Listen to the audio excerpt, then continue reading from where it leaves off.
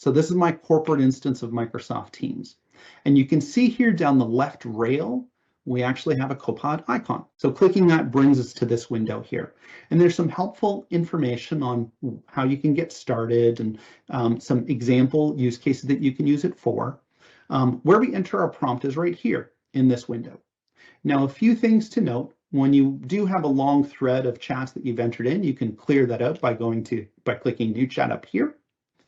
Also, if I want to see my previous Copilot chats, I can see them here. So there is actually a history of chats that are maintained within Copilot. So I can get back to them and actually run that again or add to it, for example. And then remember I mentioned that the ability for Copilot to access information on the internet can be controlled by administrators or by users. So in my organization, it's enabled by our administrators, but I can actually control it here. So if I go to plugins, there's this little checkbox here for web content.